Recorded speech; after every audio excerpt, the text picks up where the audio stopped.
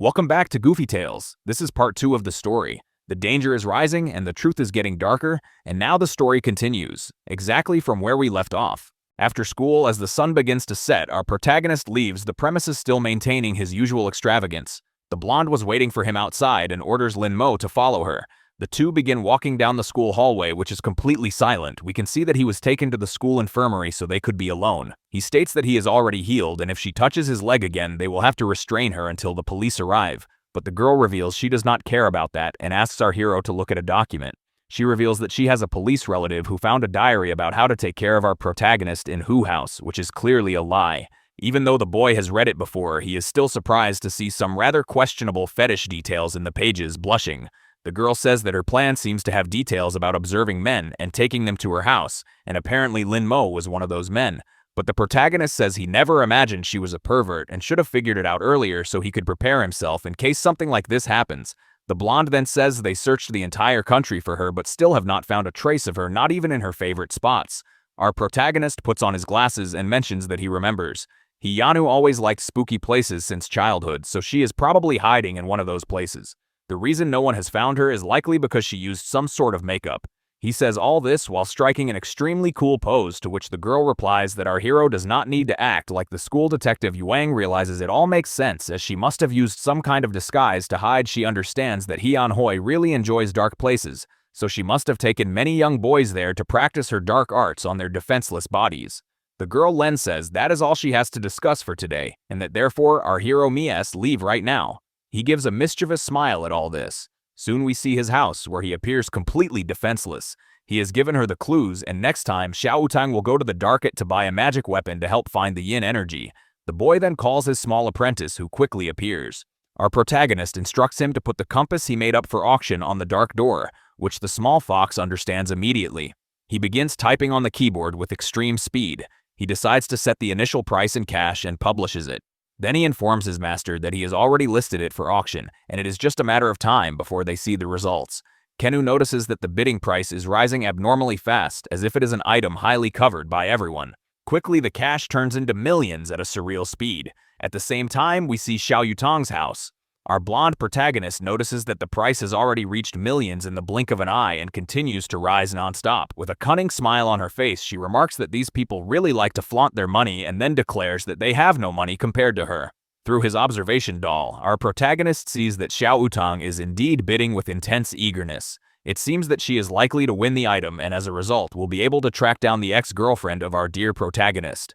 Quickly, the price reaches an astonishing mark. The small fox realizes that this is an unbelievable result achieved in mere seconds and wonders how many married women have that much money.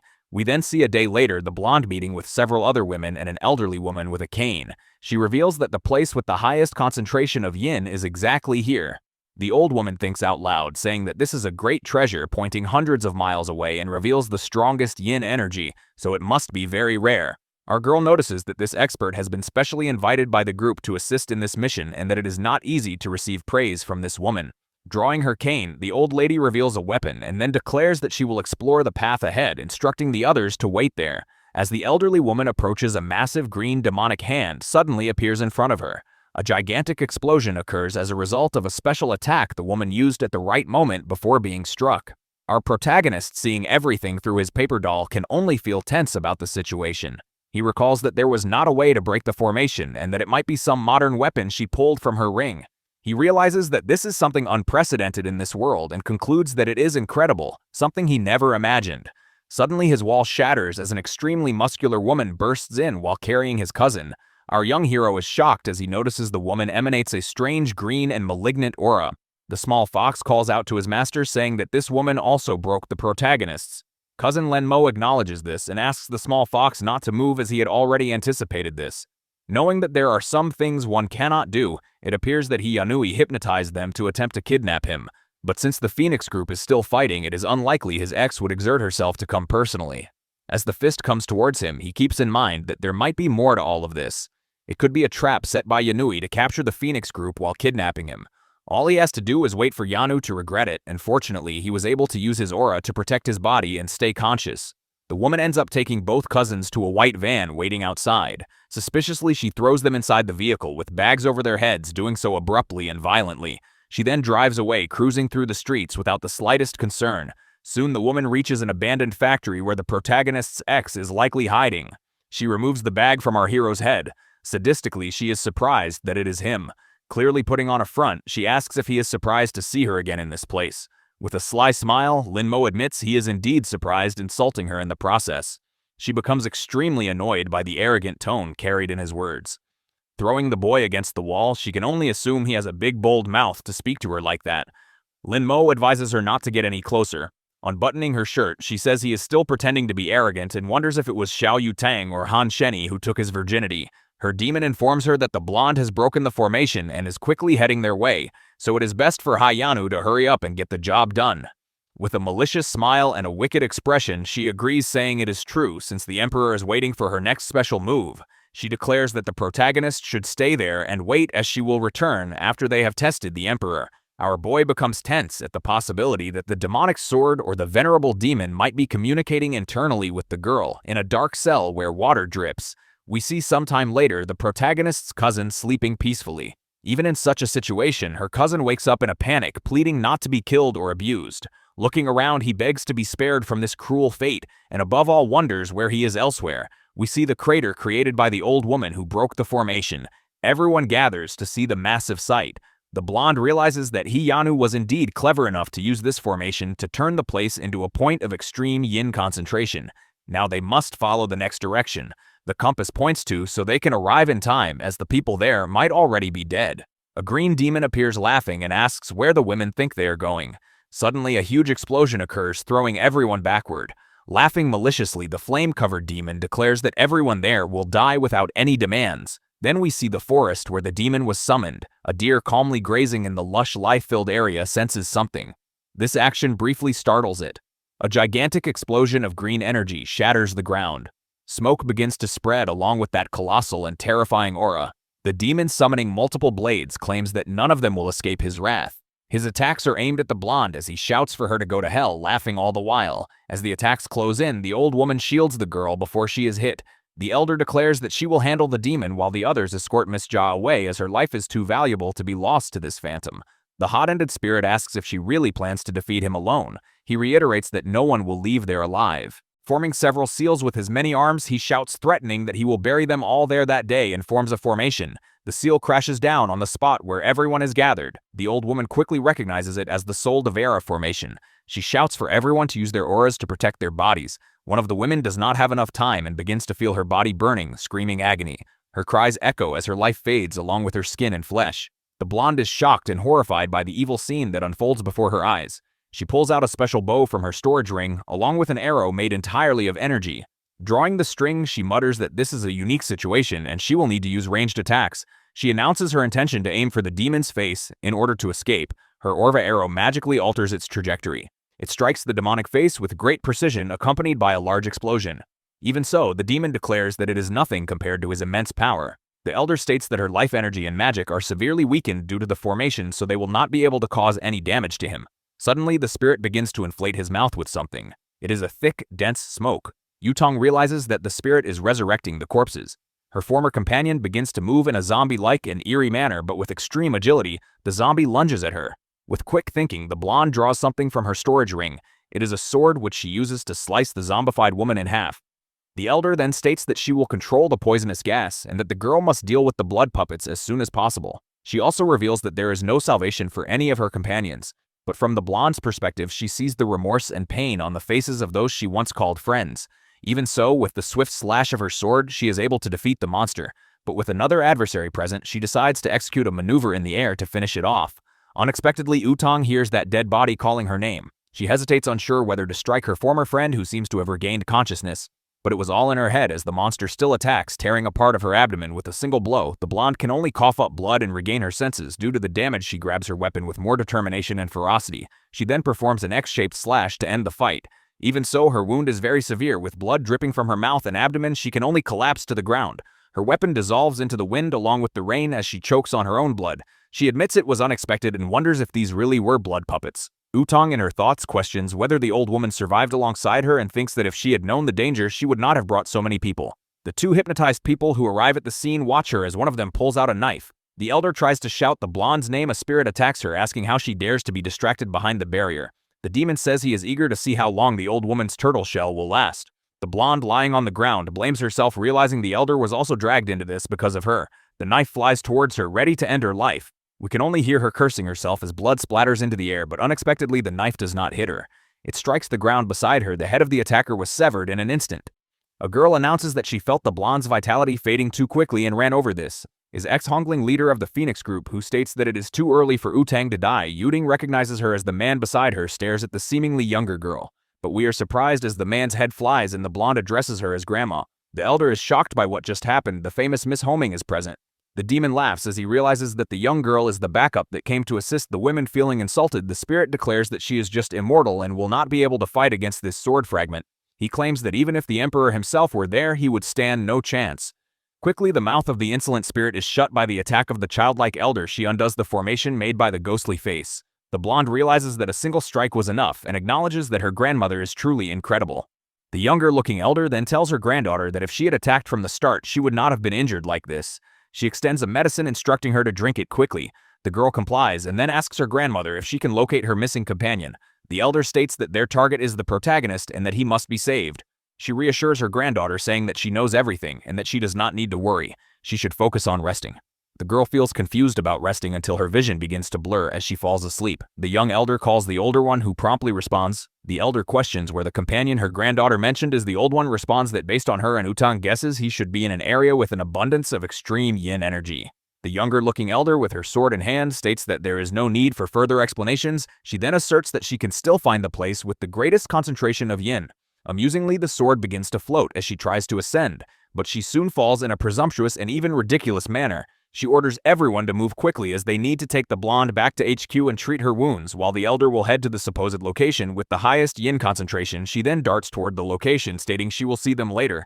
We then see the abandoned factory where the protagonist is held. His ex-girlfriend, now possessed by the demon, begins performing a ritual. The fox alongside the protagonist asks what she is doing. Our protagonist explains that she is absorbing the yang energy from these men to increase her power, and the price is that she will age suddenly. Something grabs her attention, a massive surge of energy. She questions who is disturbing her at this moment. Then we see the blonde's grandmother outside. She opens the door with a scowling, anguished expression. She asks what a young girl is doing there, and more importantly, if she is injured or lost. The younger-looking elder calls her auntie and says that the little bastard is inside. Confusion is evident on the face of the protagonist's ex-girlfriend at this statement. Inside the building, the small fox asks if it is safe to knock him unconscious again as soon as he wakes up, but our protagonist explains that there is no need to worry since he is quite resilient. Suddenly, a massive explosion occurs, startling him. Something flew from the doorway and crashed into the wall. It is the protagonist's ex, now impaled by the enormous sword of the little girl floating in the air. The girl remarks that they are just getting started, so Yanu should not be complaining. Sitting on the sword, the small girl questions whether the older girl will respond. The ex, taken completely by surprise, asks the younger-looking one to at least put up a fight with her hands covered in green energy. The ex-girlfriend begins to pull the sword from her chest. She yanks it out and curses, throwing the sword upward. The little girl hovers in the air, watching the scene unfold amusingly. The ex throws the sword and yells for the brat to go to hell. The attack is powerful and incredibly strong. Even so, the wound in her chest starts throbbing in pain while her shirt struggles under the weight of her chest. She wonders who this brat is perched on the sword. The young-looking girl asks if that is all, as the fight seems to be reaching its end. The ex-girlfriend then asks her demon what she should do since she has no match for her. But when she receives no response from the demon, she remains confused. We see a scene from a day ago in an unknown house. The protagonist's board game partner is staring at herself from the past, both uncomfortable with the strange connection. But soon the silence is broken as the girl lets out a sigh. She reveals that she is tense because this is the start of the 146th game. Suddenly something explodes in her mind, grabbing her attention. It is the strong aura of a demonic sword. We see a distant cabin in the forest, seemingly isolated. The boy in the demon's grasp starts screaming for release. He then asks if the entity knows who he is. He reveals himself as a member of the celestial demonic sect. The demon is not surprised and even recalls that the young man indeed belongs to the celestial demonic sect, but he informs him that such a sect, as fertile as it is, will not be difficult for him to massacre. With tears in his eyes, the boy realizes that this Kai is extremely powerful and cries out for help. Suddenly, a massive explosion occurs at the entrance of the demon's residence. We see a huge trail of dust rising and falling at the now open doorway. A leg steps through. It is a woman who just entered. She stomps the ground with a strong, imposing force, almost as a threat, and the spirit recognizes that this Kai is unusual. It belongs to someone unique. The figure before him is in fact his long-awaited mistress. Crying and with a flushed face, he starts shouting for her as he runs toward her. The girl pushes him away with her foot, telling him to stop making such a fuss, to which he agrees. The girl identifies him as the demon allied with Yanui. He confirms, stating she is right, and admits that the familiar feeling of being stepped on is indeed his mistress. The girl hears someone pleading to be saved. It is the boy from before, who explains that he is the son of the patriarch of the celestial demonic sect, and therefore if she lets him go, he will do whatever she wants. He explains that the sect specializes in cultivating magic and is no less powerful than the Phoenix group. The girl appears surprised by this statement and approaches. She sits on the demon, stating that she does not lack men, only dogs to obey her. She orders the flame spirit to keep the boy alive as he is a good lad, which the spirit confirms the green-haired boy thanks her for sparing his life, but with a blank stare he declares that now that his life is spared, he will be her slave. However, he quickly falls asleep. This enrages the demon, who tells him not to be disrespectful and idiotic toward his mistress. The spirit then explains his plan to take Yanui as his host in order to regain his strength. Currently, the demon is hiding in an abandoned factory, and at the current pace, he estimates he can recover his strength in less than 10 days. The girl then asks if Yanu is completely enslaved to his control, to which he confirms, saying she is a lustful woman and therefore easily manipulated. Our young lady remarks that this is not the best plan, but it will work for now, and regardless, she needs to find someone named Lin Mo. In the end, Hamu reveals that there is a game that has not ended, so she cannot allow anything to happen to her other challenger, which the demon acknowledges. The spirit then advises that his mistress should collect the fragments as soon as possible, since the situation is growing larger and worse by the second. But the girl insists there is no rush, as the Emperor has also come to this world, leaving the demon utterly shocked. She explains that the memories between the fragments of the demonic sword do not communicate with each other, but some time ago she sensed a breath from one of the fragments. However, just as she was about to reach it, the sword's key was completely dissipated by a stronger key she had only seen in the Emperor in 1,000 years. The demon considers using Hyan merely as bait to lure the Emperor, then orders her to go and kill that brat. She questions how she is supposed to kill the girl, admitting that she has never been in a major battle since childhood and knows nothing about martial arts. So the young-looking girl decides to use her secret sword technique. The protagonist claims she does not even know how to fight or engage in combat. So the demon decides that she is useless and takes control of her body. Her pupils dilate into a different shape as she says that this is something special. She declares that the old woman is a waste and therefore she cannot be allowed to live even a second longer. With sinister laughter, the spirit charges forward with the girl's body toward the younger-looking one. Suddenly, a sword flies toward his back while he keeps a bizarre grin. The spirit manages to deflect the sword with a sidekick, laughing. He grabs the weapon, claiming it as his own to use however he pleases, tossing the blade. He asks if the grandma likes playing with flying swords. He then launches the second sword, saying he is returning it to her. Since she seems to enjoy these silly games, the small girl protects herself using a purple spiritual barrier, deflecting the attacks in another direction. The demon summons an artifact, announcing that he is going to give her a second gift. It is a giant viper charging toward the small grandma. In an instant, the girl seems impressed, acknowledging that it is a long-lost secret technique. But fortunately, its power is much weaker than what is described in the book, as the snake prepares a deadly attack. The girl remarks that since Yanu is angry, it will be much easier to deal with her sword in hand. She adds that if she were not always crying, she would be ashamed to kill her all at once due to her immense weakness. The snake bites down and receives a direct slash to its mouth. It is split apart by the girl's massive strike, launching its head into the air. Suddenly, the enormous energy that was shooting from the serpent's mouth flies toward the sky. Its form begins to disintegrate as its technique is completely defeated in the sky above. Someone observes the entire scene. It is the protagonist board game companion, watching everything in her demonic form. We see the ex-girlfriend's face distort as the spirit leaves her body and mind. The purple energy exits her body, gathering into a single point. It forms a fragment of the previously lost sword belonging to the demon girl. The young-looking elder declares that it finally abandoned its host to stop being useless. She admits she never thought it would be a sword, much less a simple broken sword, and thus feels a bit disappointed. But soon fear grips her as the sword seems offended by being called broken. The protagonist companion remarks that it is quite shameless to kick a dog when the owner is not around and that the sword should be more careful. The girl, sweating profusely from tension, recognizes this key as belonging to a high-level underworld demon. Her breathing begins to falter and catch in her throat as she feels the overwhelming pressure slowly turning her face. She witnesses this terrifying scene. She struggles to regain her breath, feeling suffocated by the sheer power disparity staring up at the girl above her. The elder can only tremble at the frightening sight. The horned girl taunts her, saying she is shameless for daring to stare at her so boldly. Suddenly, with incredible speed, the demoness vanishes from above the elder holding her sword. She remarks that it is no wonder she was so hard to find, since her chi was being suppressed by the seemingly older girl. The elder attempts to use her purple energy to fend off the attack and defeat the demon girl. She uses the 8th level sealing technique, causing pink bands to start wrapping around the demon's face and body. But through those bands, a clear look of menace is visible, one that belongs to someone vastly superior to that technique. As the sealing nears completion, the bands begin to change to a deep orange hue. The nails anchor into the ground, finalizing the invocation of her sealing technique. The elder uses the power of the body she possesses to borrow the 10,000 talismans of the 8 directions. She initiates the suppression of evil with the 10,000 talismans to seal the demon as well. Despite this pink energy emanates from the massive seal still tense, she uses 4 celestial flames to enhance the spell's effectiveness. She then invokes the red lotus seal of the infernal sky to support the process. She completes the seal, closing off the demon entirely. She begins reciting a higher vow using the law of equality to make all demons tremble and hide. She decides to combine her techniques to perform her final spell. The energy-made Buddha clasps its hands in prayer as its tears fall suddenly. A crack appears, spreading rapidly. The enormous statue that just emerged begins to shatter deeply under the power of the sealed being. This was not the outcome she expected. It simply should not be possible. A bright red light starts emanating from the figure. She recalls hearing that Hongling is the strongest fighter and that no one can surpass her, but she is impressed by the so-called strongest fighter's power. It is time to end this brat's fun. Despite feeling apprehensive, she says things are not over yet, but standing beside her, the strange woman is already at her side, curious about what is supposedly not over. At that moment, the girl realizes she is in serious trouble as her abdomen has been sliced without her even noticing. The demon woman remarks that when she says it is over, it really is over. She continues on her path while the poor red head of modest stature collapses to the ground.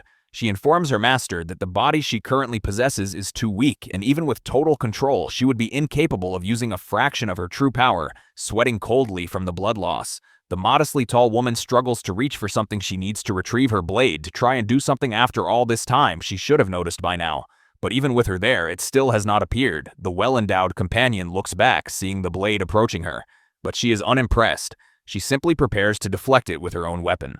The metal seems like butter against her blade. She had hoped to use Utang to understand what she intended to do. But it is a pity that she is useless, not even fit for testing. This makes her sigh in slight frustration at the ease of her challenge. In the silence, she shouts out for the immortal emperor, certain he has already seen enough and could show himself and step out of hiding, provoking him. She says that he must have become like the men of this world, a great coward. The strongest man is mediocre, incapable of ruling the world with such small power. If that is the case, it is simply disgusting. Starting with this modestly tall woman, she shouts again so all those hiding can hear if she is not stopped. Now she will take everyone on a first-class one-way ticket to find out if there is life after death. As the demoness begins her countdown, she warns that if anyone plans to intervene, they better hurry because she is counting to 3. One of the women covers her mouth to stop herself from saying anything. The gunman remains in his cage, doing nothing. The demoness starts her count. A drop of water drips onto the boy's head and he appears oblivious to the situation. Suddenly he decides to pay attention. 2 seconds have already passed in her countdown. Then a desperate voice shouts, pleading not to be sent to the world of regrets on the ground. The small figure writhes in agony. A silver-haired woman continues to hold her mouth shut. Meanwhile, the demoness is delighted with the reaction. But since nothing was done, the countdown ends and a massive pillar of energy shoots up into the sky. The area becomes the epicenter of a powerful manifestation of energy. Before her, a mighty vortex forms. Its light is so intense that one must shield their eyes to avoid being blinded. Finally, the one she had been waiting for appears in the place. This makes her happy as she is sure the immortal emperor has not died and is still alive far away. Someone questions what has happened to the sky. Looking at the scene, they note that a pillar of light has formed at the abandoned factory. Even though it is a cold day, the area around the light is incredibly hot, pushing away the rain. Anxious about what is happening, he grabs the phone from the person recording and shows that the light has cleared the sky, speculating that it could be a beam from a satellite. Then he notices something emerging from the clouds. Someone else is watching the live stream and becomes annoyed when the transmission signal cuts off as the beam appears inside her home. Someone asks if she has done her homework since she spends all day on her phone. She insists she has completed her assignments. Huni realizes the location where the beam appeared is far from her, and it is where Lin M. Kur-el resides first. The search for Yanui and now this pillar of light. It has been a long and restless day. As she opens the door, the emperor appears, pushing the demonist by the head. Even after they leave, the wind continues to blow through the area. Finally, the air settles, but the window is shattered, and the girl has no idea what just happened as they cross the entire building. The demon taunts him, saying that without the sacred sword, he is like an old man, without tattletale completely useless, delivering a blow and declaring that he is now nothing more than a punching bag. The impact sends him crashing to the ground, destroying nearby buildings. Not satisfied, she gathers aura between her hands, preparing a massive attack. She chants an incantation and dark power pierces the sky like a sword. A strange shape begins forming among the clouds, like a giant pair of eyes. It reveals itself as an enormous snake-like creature, opening its massive jaws and releasing a beam of energy aimed at the immortal emperor. She is shocked that he did not dodge, but soon realizes he remains unscathed, protected by a powerful seal. She says demon clans were cruel, but their descendants are even worse, showing no concern for innocent lives. Observing her, he remarks that the apple does not fall far from the tree, and the son is just like the father. This enrages her as she claims he has no right to interfere in her family affairs. The serpent launches a massive attack toward the city. She shows no concern for civilians and declares they may live only if the emperor dies. The serpent gathers energy and fires a continuous beam through the city in a straight line, leaving total destruction and endless flames. From above, the Demon King watches with satisfaction as the emperor's defenses crack, and she waits to see his next move. He begins channeling energy into 2 fingers, moving them delicately, and she recognizes the movement as a sword technique. Before she can react, the serpent is already struck, suffering severe damage. After some time, the emperor finally wields a sword, realizing it was worth the wait. She understands he placed a charm on the sword, forcing her to reveal her weakness. Forming a circle with the sword, he prepares a refined, divine flame technique and brings the blade down. An intense clash of energies erupts as they collide at incredible speed. She catches him off guard, landing a slash, but he smiles as his figure vanishes. Rays of light emerge, revealing it was a clone, and a pierced paper doll appears before her. Combat planes approach, unleashing gunfire. She mocks modern weapons, calling them brave. One plane evades the aura attack, launching a missile that corrects its path. The Demon Queen is caught off guard as a massive explosion engulfs her. She knows modern weapons will not hold her long, but they buy time. The Emperor finishes forging his sword and begins the cooling process using water. Suddenly, an enormous eyeless beast erupts, roaring, dwarfing nearby buildings. The Demon Queen declares that interfering in her fight means everyone must die. Her attention is drawn to a crying child, searching for his father, reminding her of her past. Chaos spreads, traffic stalls, calls fail, rain begins unexpectedly. A massive cyclone forms, gathering water around the Emperor, blazing sword. The river is completely drained as a shockwave sweeps cars away. Fog forms, then disperses as he reaches for the sword hilt. A blinding burst of light erupts, visible even through the mist. Now the blade he prepared is ready to strike down. Unprepared, he looks at the fruit of his effort. It had been a long wait in the mist. The Demon Queen states that he has been playing the fool. While holding a child's hand, she says she was not waiting there for him. The little kid smiles because he has finally found his irresponsible father. They embrace, and the Demon Queen tells the adult to get out of there because it is not safe. She does not like dragging out fights, so she plans to end this quickly, just as they did in her previous life. The Emperor agrees with her, positioning her sword above her head. She begins chanting an invocation for a powerful barrier spell. Not to be outdone, the Emperor also summons an entity, but his is adorned with sacred colors. She swings her sword, launching a dark attack. The Emperor responds with an attack that resembles a shonen hero's energy. The energies clash violently in the sky. This is what she was waiting for. Now that he has his sword, there are no excuses when he loses. Placing his fingers in front of his face, the Emperor begins a prayer. Markings appear on his face, and the sword he created disintegrates.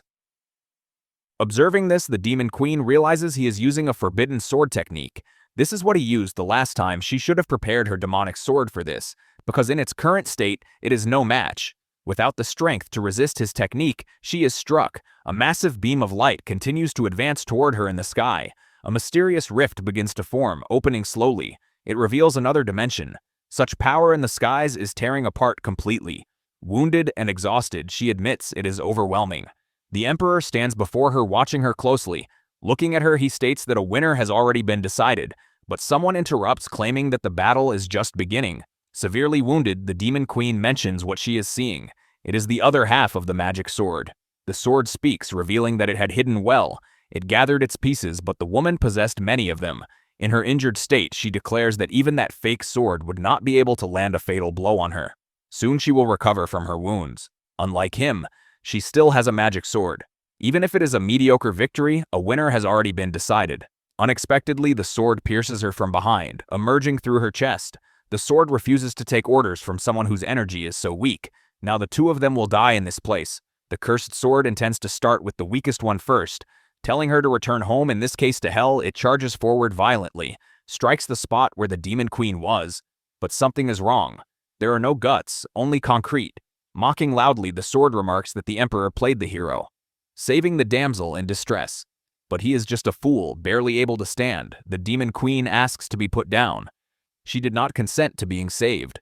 Being saved by the emperor is worse than being cut by the cursed sword, and more hateful than being a bald woman.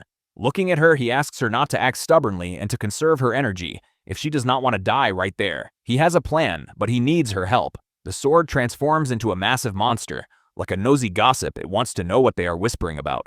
This enrages it, since it loves a good piece of gossip. With his eyes closed, the emperor prepares another spell. It is the prison of light. Multiple beams of energy descend from the sky. They strike the sword monster, pinning it to the ground. This surprises the creature. Now it cannot move, and it also will not find out what they were gossiping about. This prison can only be broken with yang energy. Surely a powerful sword like it should be able to use yang energy, but maybe it cannot, as it is incompatible with this new world. This comment infuriates the sword. Gathering its strength, it breaks free from the prison, showing off its muscular physique. It is not afraid of needles or underground labs, flexing its physique. It asks the powerful emperor if he still dares to disrespect a body with only 3% body fat. Preparing a mighty punch, it declares that he has little life left and is holding a dying horse in his arms. However, with the woman in his arms, the emperor snaps his fingers. The monster sword is struck above where its liver would be. Realizing the extensive damage, it wonders how it was possible. Having gathered all the fragments its piece must be within this enhanced body, the emperor had transformed that fragment into bait. After refining it, it was his trump card against the demon queen, but he ended up using it against the sword. The monster panics as its yang energy drains away. Its physique fades, leaving it empty. Now it is time for the demon queen to do her part. She begins absorbing its energy, returning it to a thin and frail state. A crack appears on the blade. The sword curses them both. The yang power sealed within it still remains in his body. A massive tongue falls in front of them. It is the beast of chaos. The sword rejoices, believing the gods have not abandoned it. Looking at the emperor, she says she is done with her part. Now she wants to know the next step. He says the next step is to fix the crack in the sky. She is a demon, she has only learned destruction techniques. So he releases her, telling her he can handle it alone. He asks her to remember what she promised. Facing the problem, he brings his hands together. His eyes begin to glow. A small source of energy appears. He releases it toward the creature, commanding it to return to the other side. The rift begins to close. The demon queen is impressed, but he says it is not that simple. He is completely drained. Unexpectedly, a hand grasps him, preventing him from being pulled into the rift. She urges him to hold on. She realizes her intention was to provoke him and then bring the people back to life. Trusting her, he agrees, but the rift closes, leaving him on the other side. She is furious, until she notices a small flame doll in her hand. As the sun sets, she sits on top of a building. She remembers the immortal emperor. Her cheeks flush. She cannot get him out of her mind. Later, she dreams of her past. A demon hands her a sword, urging her to kill an immortal spy. She hesitates. The blade pierces the prisoner. The adult says this gentleness is weakness. The dream shifts. Her eyes fall upon something else. The immortal emperor is being pulled into the rift. She just wants him to shut up and try hard to be saved. But he mentions what she did with the lost child.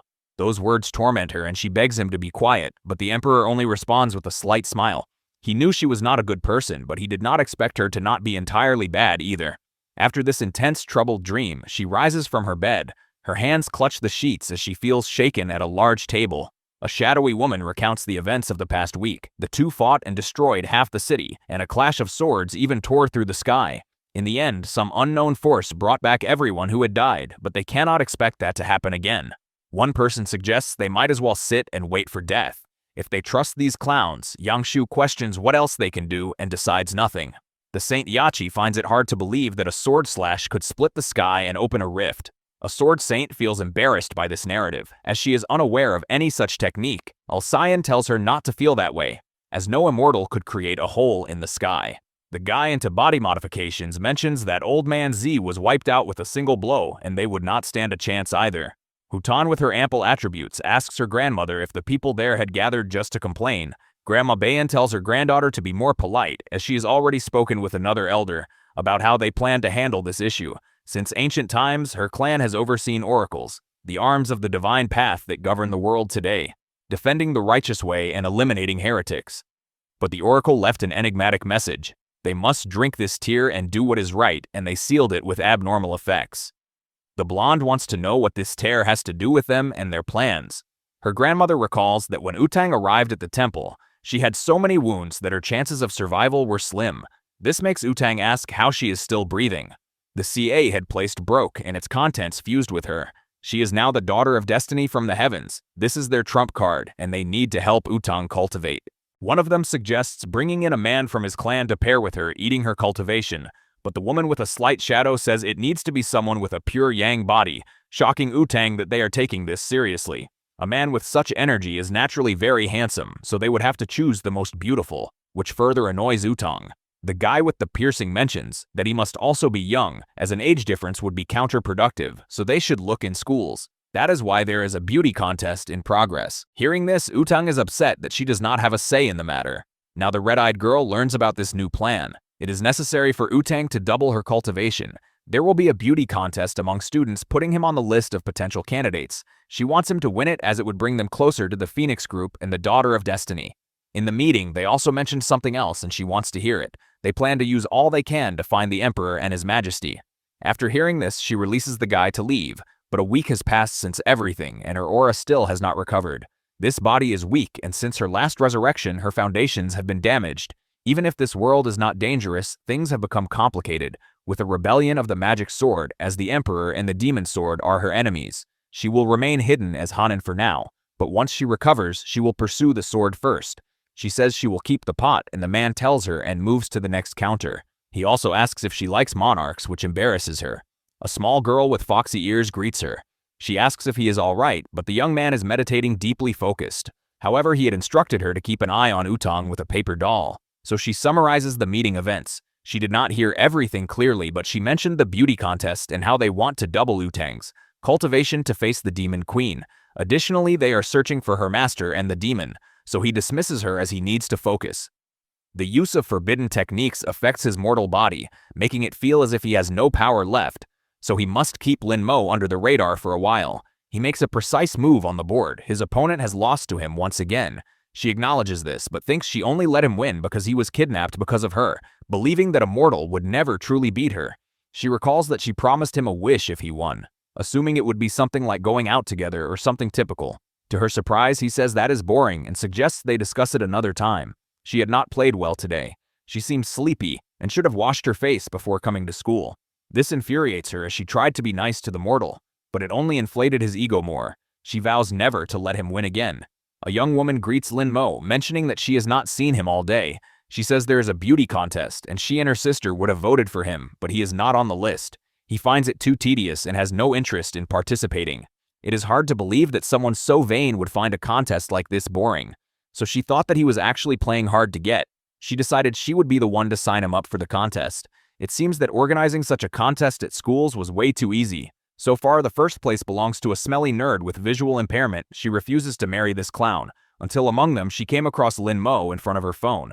The girl called her friends over to see something. It was a video of Shen playing the guitar. The guy's charisma made them a bit wet in their mouths, of course, but she said they were animals. Gazing at Lin Mo with her eyes wisely, one of them pointed out that the same person criticizing had liked and saved that video. Not to mention she even downloaded it to watch later alone in the dark. Trying to defend herself, she said they were just classmates and it was merely sympathy on her part. Ready to stir up trouble, her friend said she knew the girl desperately wanted to sleep with Lin Mo in the same bed. She shouted back that she would love to do that because he is handsome, fit, and well endowed. From afar, two envious boys called her superficial, but in truth they wished they were the target of that attention. He swore he would win the contest, spending 8 hours into the day taking care of his photos. Lin Mo had already surpassed him in first place. He was an immature clown who looked like a pet shop animal. He said he would work even harder, but his friend brought him back to reality, saying he did not stand much of a chance. Someone mentioned that the great Shenli was there. The androgynous and feminine boy with a genetic visual deficiency walked through the corridors. He was being harassed. Then he said he was done for the day because now he wanted to talk to Utang alone. She thought he might not even know the real reason for the contest, but she was curious to know what he had to say.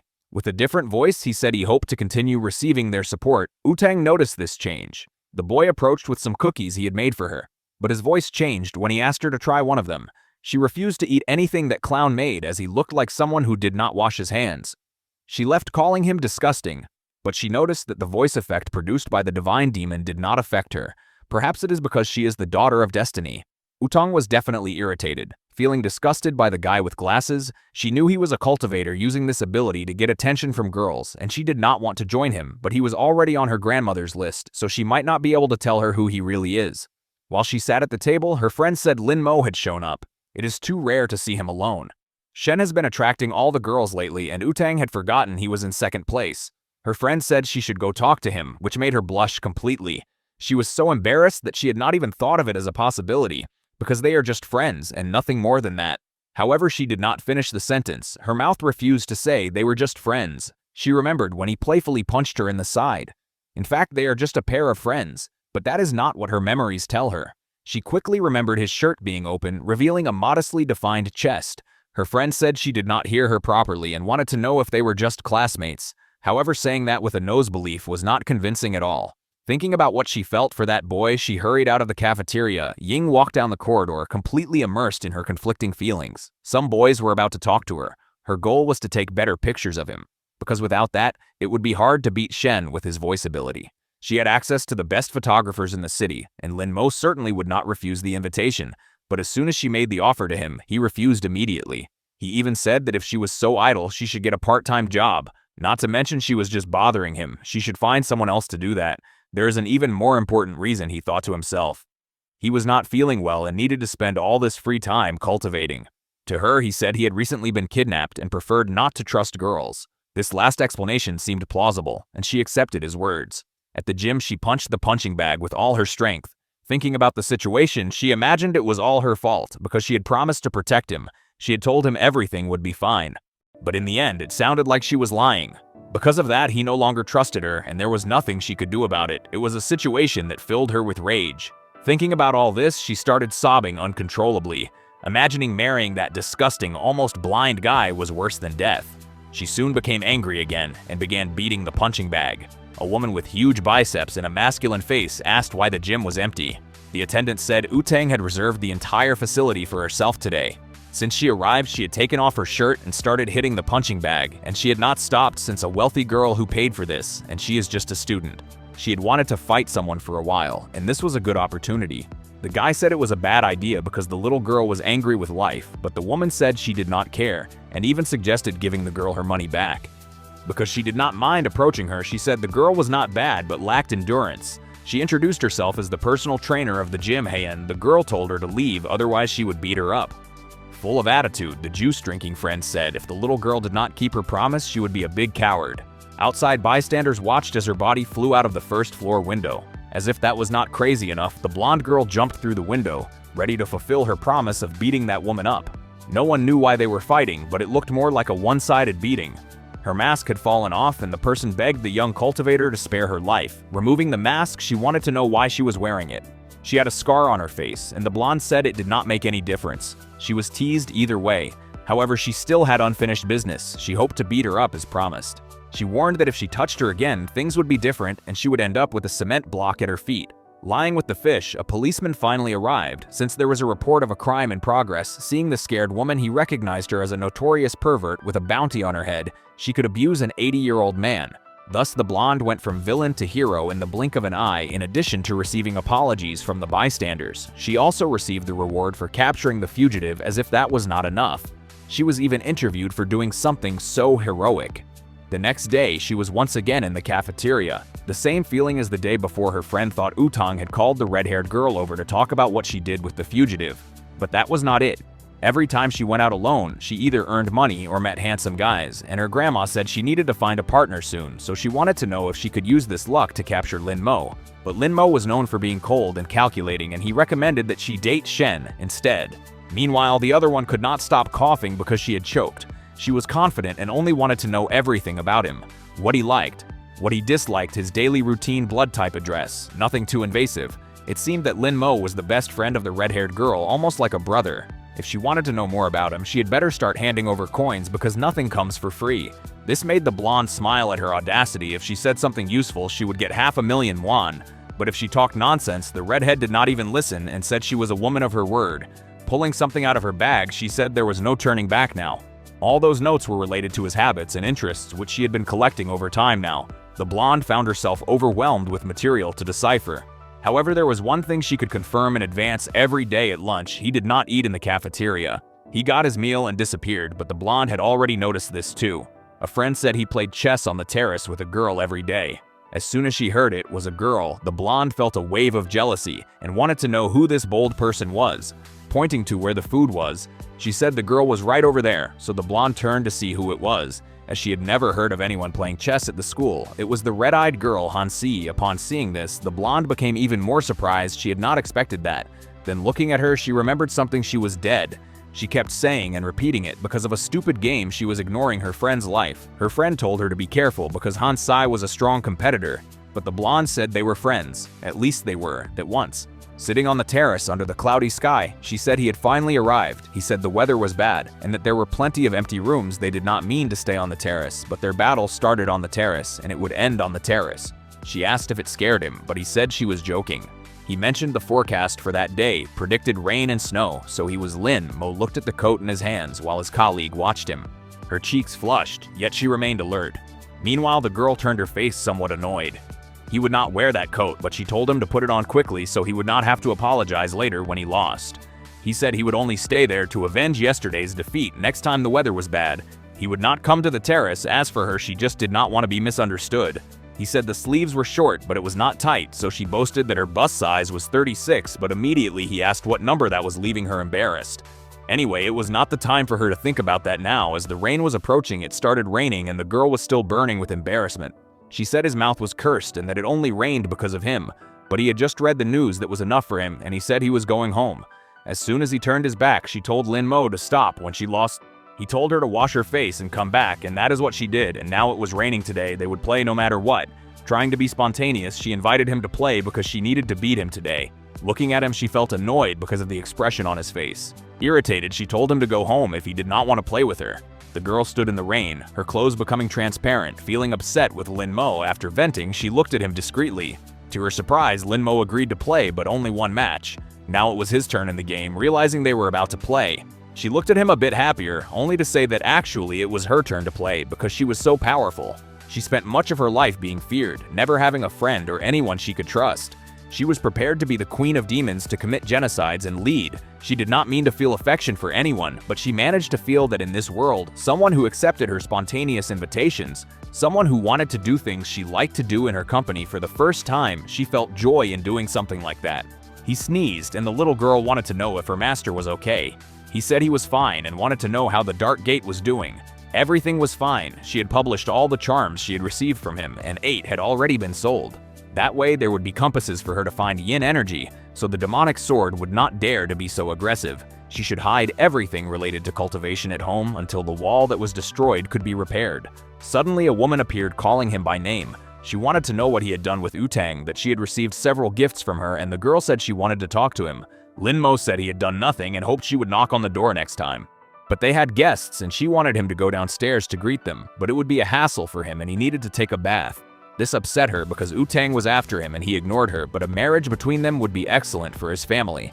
She returned and asked the blonde to wait because Lin Mo was taking a bath to look even more handsome. The woman said she, her husband, and her son needed to leave and the blonde could stay with Lin Mo. But she just wanted to tell him something and leave right after she called her husband to leave and said they would only return the next day after lunch, but the blonde said it was not necessary. The poor blonde just wanted to apologize, but the more she spoke, the more she was misunderstood. She was so nervous that she felt the need to go to the bathroom, so she began walking around the house looking for it. Then she saw a small crack open in a door. Unexpectedly, Lin Mo came out wearing only a towel, showing off his chiseled physique with no apparent fat like a Greek deity. That is when he noticed someone standing in front of him wearing just a towel with the bulge clearly visible. He told her to say what she came to do there, but her thoughts were racing. All she wanted was to get a closer look at that bulge. She apologized, saying she was looking for the bathroom and did not know where it was. She insisted she had not seen anything, had not looked at anything. She said it was not her intention to see that bulge through the towel, and if she did see something, she had already forgotten. But recalling the luck of the daughter of destiny, she started to wonder if her lustful thoughts had become reality. She was sure that something strong and intense was going to happen now, starting with her own feelings. Now she was not sure what she was feeling in her chest. Gathering courage, she told Lin Mo that it was still too early for them to do this. Unfortunately, she did not finish her sentence as she felt something strong in her chest. It was a punch from Lin Mo. Determined to defend his purity from vulgar women, he had mastered the technique of protecting his innocence skillfully, and he did not know what she wanted, but it was better if she took care of herself. Back in the room, they had a slightly healthier conversation. The blonde wanted to apologize for being unable to protect him the last time, but for him, that was Yan's fault, not hers. The blonde had bought many gifts for him as an apology, hoping he would accept them. He said it was not necessary, but if she wanted to pay for the wall repair, it would not be a bad idea. Since it was already late, he needed to rest, and if she was done, she could leave now, so she left his room, carefully closing the door. Outside, she leaned against the wall, frustrated with her interaction. Slowly, she started sliding down the wall until she sat on the floor. This was not the feeling she wanted in her heart. She began to recall all the moments she had shared with Lin Mo. Up until then, it made her sadder than she expected. Inside the room, he continued doing his pure boy activities that only exist in fictional narratives. Meanwhile, the blonde looked at him through the broken wall. She entered his room once again, calling his name, being perfectly direct. She asked him to become her boyfriend. She waited apprehensive for the response. She said she would only say it once she did not want to take advantage of him because of the trauma from the kidnapping, and she knew he had not even recovered yet. But she ended up stammering when she tried to continue until she blurted out that she liked taking him out and liked the scent he left in the helmet. These words seemed effective as he started sweating a little. She liked how he defended his purity when he misunderstood her. He was different from the others, and she probably meant nothing to him, but she would dedicate herself, and one day she would be good enough for him. All those words exhausted her as if she had run a marathon. Linim. Mo stood up and started walking towards her. She did not know what to do anymore, not even if this would push him away, but she was a determined girl and never said anything without thinking. Giving up was not something in her vocabulary. Lino was now against the wall as no man could resist the declarations of a beautiful woman. The boy was sweating cold. He swallowed hard and prepared to speak. He said they had only known each other for 6 months, and even so, she claimed she liked him. He wanted to know if she thought love was something so superficial, but if that was what she wanted, she should pursue it because she was capable. The girl celebrated with great joy. She said goodbye to him as she was heading home, but she wanted him to join her tomorrow for the photo shoot from the window. He watched her as the blonde walked away. Celebrating, the small woman asked her master if everything was okay, and if something was bothering him, she wanted to know why he did not just say no. She was the daughter of destiny with all the luck in the world. Even if he was strong, he could not stop her. Even if he said no, the heavens would help her get what she wanted, but love is not just a matter of luck. However, if luck touched his heart, which had been alone for 10,000 years, then there was no reason to stop it. This was definitely something to think about. L struck, and simple people are just as foolish as anyone else. The next day, they told him to look at the camera. Now he is well dressed and posing for photos. In another outfit, he strikes another pose. This time, he is dressed as an athlete. The blonde says these clothes do not capture his essence and that the school uniform suits him best. It does not make sense to him, but the blonde insists on the school uniform for reasons she does not say out loud. Now he is wearing more formal attire.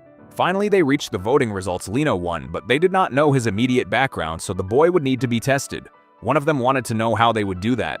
The redhead was in charge of this, and if she was worried she should show him to them, she immediately remembered the blonde and the reaction she might have. She set the meeting for the next day at the hotel at 6:30 in the evening. However, they never said whether they would attend or not, but the world was at risk. They needed to be extremely careful with this.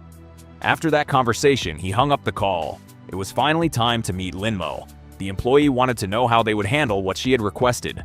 She wanted to change his scenery, so he brought 20 school-age girls. He ordered their feet to be tied and their legs to be broken. Then he had them thrown into the sea with stones tied to their feet. None of that trash compared to what was in Yut Tang arms, besides not looking exceptional in the photos. Lino did not seem special.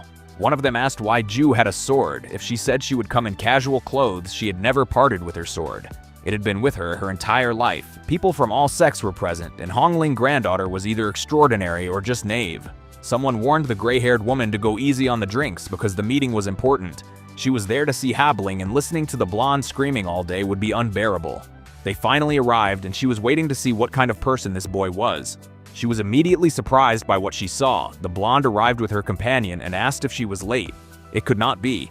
It was as if she could see right through him now. Everyone was seated at the table. He had come to see if any of them had clues about the whereabouts of the venerable demon, and also because the blonde asked him, but from what he could see, he would not be able to count on the help of those women with lascivious gazes, the old woman said, staring at the boy like that would ruin their reputation, and asked Utang to introduce him to them.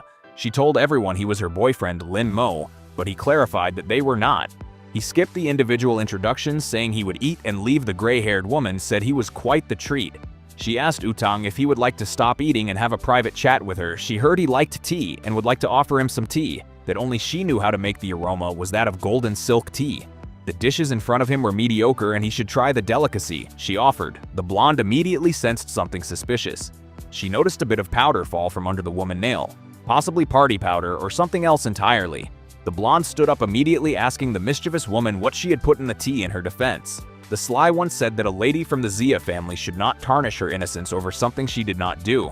She claimed she had not put anything in the tea, and if she did, she would cut off her own head and present it as a gift. But if she had not done anything, she demanded to borrow her boyfriend for a few days. Hearing this, the blonde was filled with rage, genuinely furious. Approaching her, pressing her own attributes against the others, she dared her to repeat those words. If she had the courage, she was certain she had done something. But perhaps it was just provocation. So she told Limo he should not drink what the woman offered. The other woman insisted that it was up to him to decide what he did or did not do. Whispering to her, she said that no one in the immortal world knew her true identity, and she was willing to reveal it to everyone. The gray-haired one warned the girl to be careful, as it was by her mercy that she had lived so long. The boy realized that she was quite the troublemaker and wondered if all female cultivators were like that. Once again, she asked if he would like to have some tea, and indeed it seemed like she had put something in it. It was colorless and odorless, but he felt a strange energy, a kind of venomous parasite, one of the most difficult to distinguish. He could not even differentiate them, which is why such a crude method had lasted for so long. Everyone there saw it, but no one did anything. This dinner was undoubtedly a test to evaluate him. If he drank it with his power, the poison would not take effect, which could raise suspicions, but if he refused, they might think he was an expert and would try to confirm it, making his cultivation difficult in the future, as they would always be cautious around him. It was a difficult situation, and he was not sure if he could get out of it. But then a hand slammed on the table and grabbed the tea. The blonde drank the entire cup. It was so unexpected that Lin Mo dropped his food from his chopsticks. She drank it for him, hoping they would remember the type of relationship they had if anything happened to her that was enough, and the old woman said she had brought a treasure and wanted to show it to her. She asked if it was not cute, but it was just a strange rat. This rat sought yang energy, looking for people with bodies capable of cultivating, and it seemed they were going to use it to determine if Lin Mo could be her partner or not. There was just one detail about this in his family: not a single person had been able to cultivate for the past 18 generations. To her surprise, the rat began squealing non-stop without leaving the old woman's hand. It was practically going crazy. Everyone was shocked by the rat's intense reaction. The gray-haired woman told the old lady to let the rat move as soon as she released it. It swiftly leaped across the table towards Lin Mo. Then it jumped at him, but he flicked it away with a single snap of his fingers. Since he was still eating, he asked the old woman to take care of her rat, but he said it did not matter. It seemed her friends did not like him, so he was leaving. However, the blonde asked him to wait. She wanted him to at least listen to what she had to say. The one with the blindfold said the rat was always shy. Even if it encountered a body with pure yang energy, it would only observe, shocked. The old woman said it was not just a body with pure yang energy, it was the supreme body, something she had only heard of in legends. The Shao family daughter was too lucky, which made the old woman literally envious. What happened that night must remain confidential. Anyone who leaked the information would be severely punished. Thinking to herself, the gray-haired woman imagined that Utang would not be able to resist his body. They left the place on her motorcycle, and he wanted to confirm if there was really something in the tea. The blonde said that woman would not dare do anything against her, and since she had not come after her, it meant it was nothing serious. Distracted, her eyes widened in shock at the sight in front of her. An unfortunate dog crossed in front of her motorcycle to avoid killing the animal. She made a risky maneuver, preferring to risk her life and her boyfriend instead of the animal.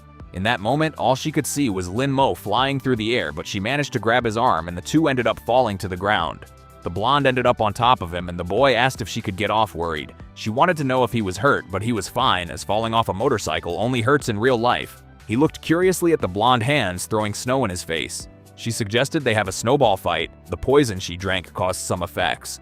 Childish behavior was one of them, along with facial redness and extreme heat in 9 out of 10 cases. It was a poison that removed behavioral filters, making the victim susceptible to bullying others or having very lascivious behavior. Thinking about this, he looked at the stunning woman who seemed eager to sit close to him, so he agreed to play for a while, as long as they did not take too long. It reminded him of the past when he was asked to play all day. Normal people could take a break, but as a cultivator he should not. She knew that with demons around, he would not do that. In fact, she had been waiting and waiting for him all this time. She was upset. He still was not an immortal emperor, but the elders said he had the potential. The girl wanted to know how long it would take him to reach that status until he attained immortality, lived in paradise, became an emperor, and defeated the demons. Anxious. She really wanted to know how long it would take. 1,000 years, 10,000 years if that were the case. It was possible the world would end long before. Besides, it was possible he would never marry a mortal like her. All she wanted now was for him to dedicate half an hour of his day to play with her in the snow. After that, she apologized for putting him in a difficult situation. She told him to go on and be the hero he wanted to be. Perhaps in the next life they could meet again, because she would keep bothering him to enjoy the snow. With her, the monstrous sword said this generation of cultivators was foolish. He should not have given that place to weak mortals, since the Demon King did not care. He was going to destroy that place. The girl crawled. The air was so heavy she could barely breathe as soon as he got close to her. The monstrous sword struck with force, but the emperor appeared to protect her, angry at what the sword had done to the place. He launched a strike with his own sword. The monster was irritated because despite being a demon sword, they had sent a novice to deal with it. He said his brothers would arrive soon and the sword would not be able to escape, but the demon sword wanted to know who was faster, him dying or his brothers arriving. The battle continued violently amid the burning village. A single blow had been devastating. Then he realized there was something worse than his wounds. The girl he had protected was now flying through the air. It was too late. The demon sword was eager to take her life. But then he noticed something was happening. His feet were being held. The monster told the novice he had been fooled. All his attention was focused on that woman, and now he could not move. His fatal blow would kill him. But the woman stepped into his place. He was shocked as she died in front of him. The monster lifted his hand, her body trapped in its claws, and then threw it aside as if it were nothing. It said it was now the novice's turn. However, he could not complete his execution. The venerable demon was summoning him. He wondered if his master had learned of his unauthorized actions. Furious, the emperor demanded to know if he was a minion of the venerable demon, whether he was or not.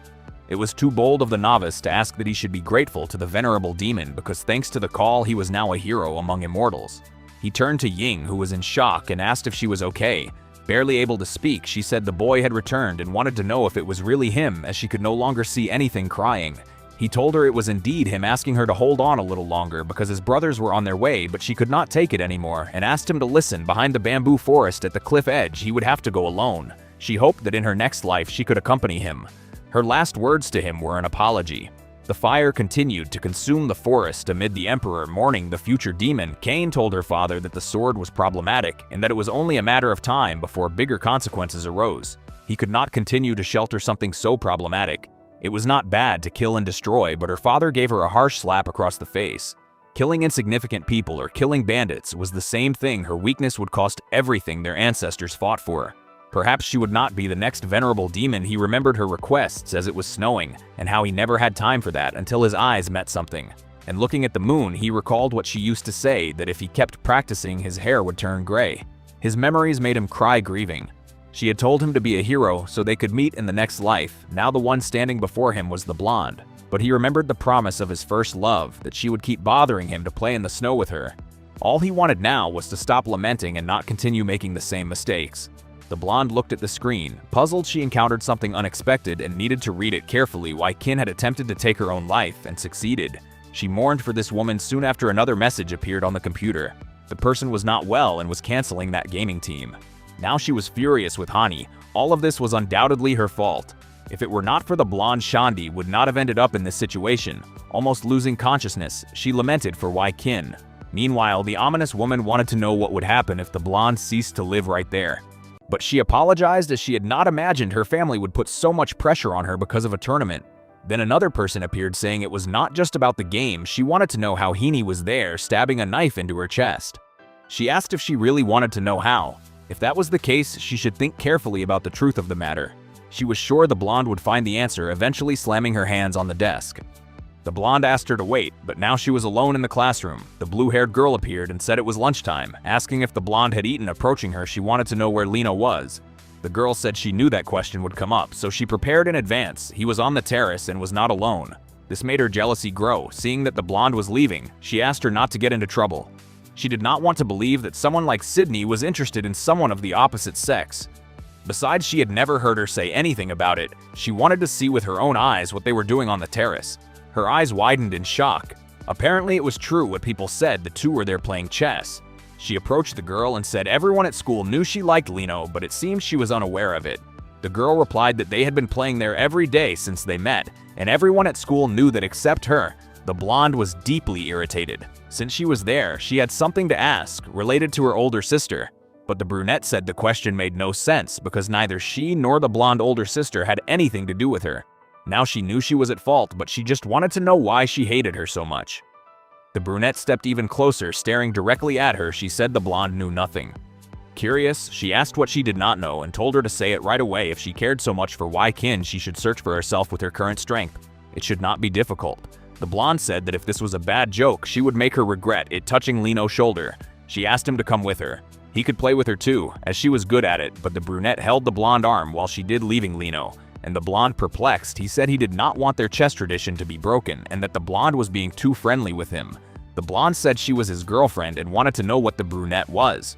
She replied that she was the only one at his level in that game standing up. He said he did not belong to anyone, and if they intended to argue, he would leave before he could leave. The blonde grabbed his arm, saying if he was going, he would go with her. Finally, he told Utang she was being very childish. She told him he could go and tell the teacher. Then the blonde did not know why she felt this way every time she saw Linmo with that woman.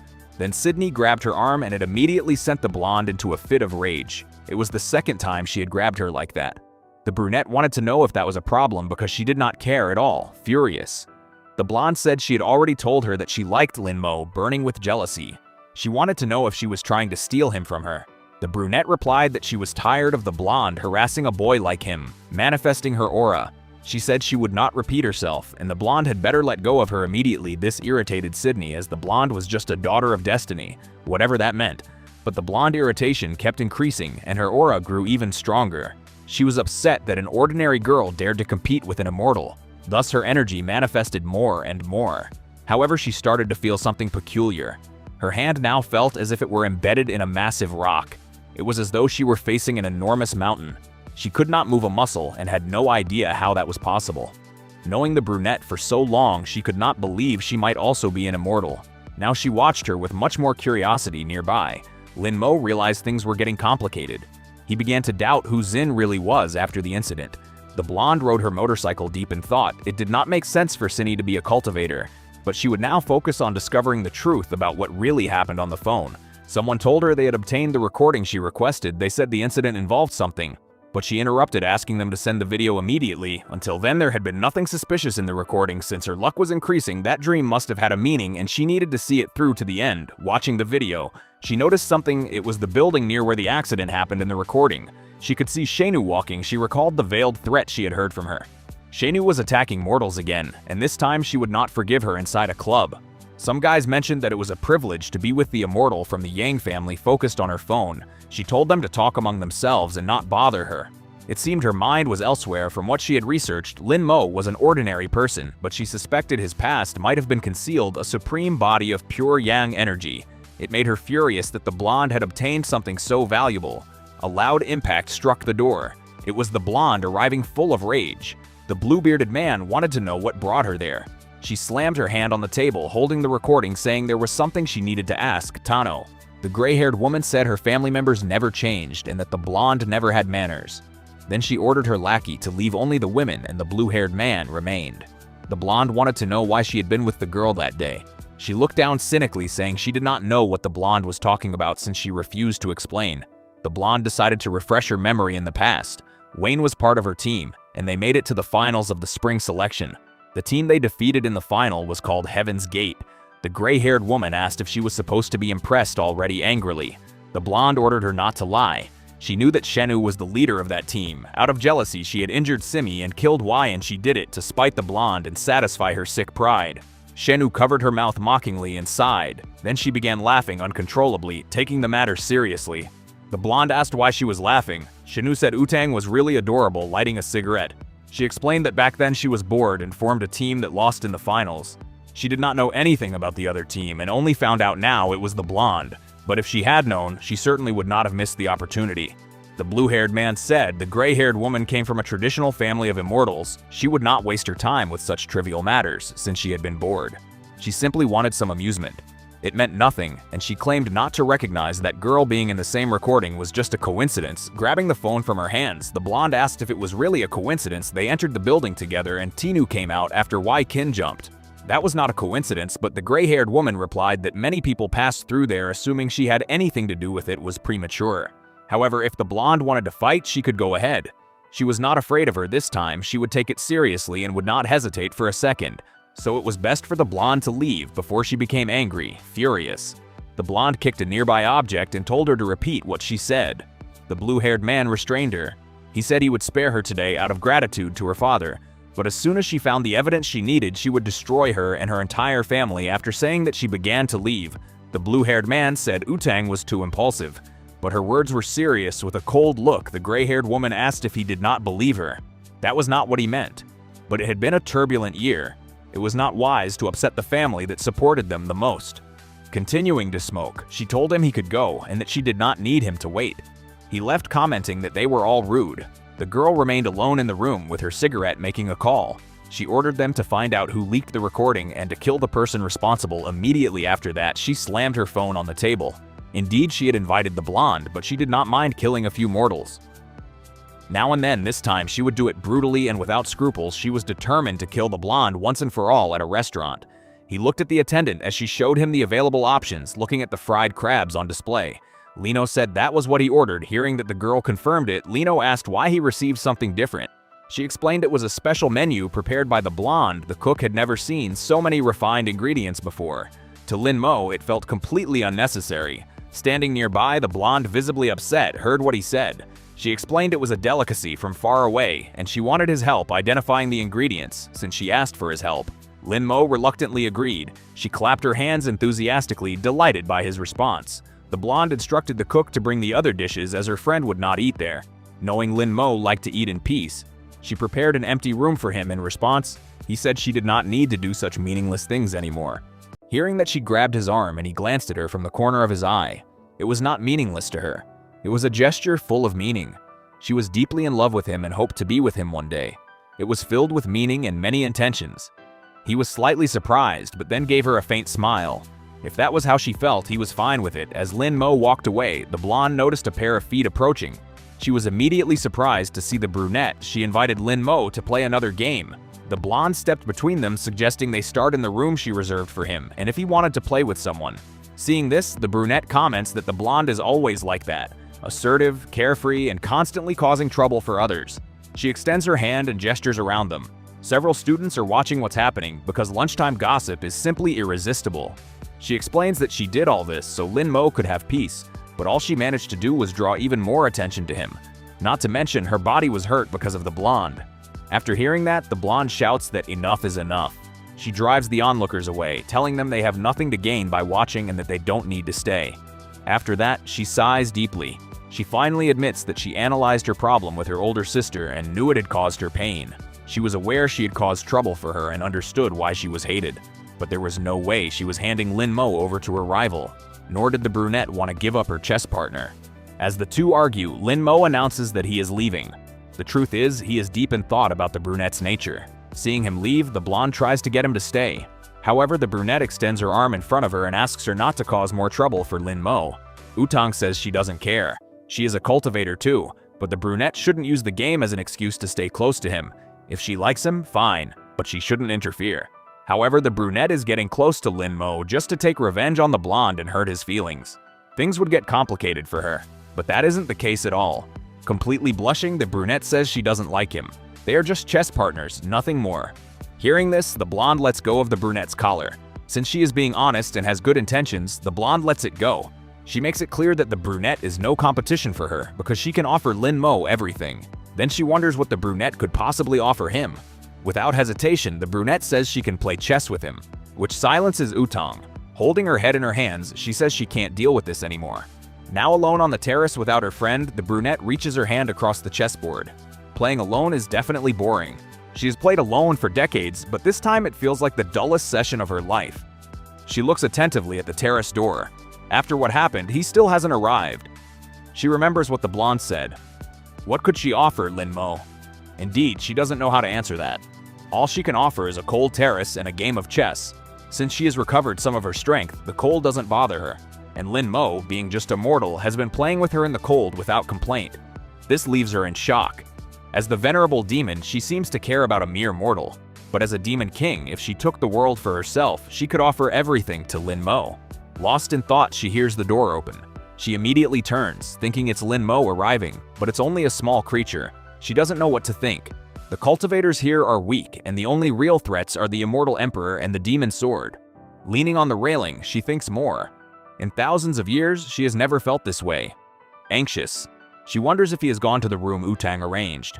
She figures that young people of this era are sensitive, and maybe he went there because of what happened earlier. However, she doesn't know why she is thinking about him so much. He is just a chess partner. What the blonde said made her think. She doesn't like him, and she hopes Lin Mo doesn't misunderstand her feelings. She decides she will explain herself soon to avoid any misunderstandings about how she feels. When he answers the phone, she introduces herself. He says he knows she is a good girl and will find someone better, then hangs up the call. That is definitely not what she expected. Throwing the phone on the ground, she mutters that he should listen to people before jumping to conclusions. So here, this part of the story comes to an end. But trust me, this is only where things start getting even crazier. Secrets are about to unfold, feelings are about to clash, and the real game hasn't even begun yet. If you want to know what happens next, if Lin Mo clears the misunderstanding, and if this chess game turns into something much bigger, then stay tuned to Goofy Tales for the next part. Don't forget to like, comment, and subscribe, because the story is just getting started.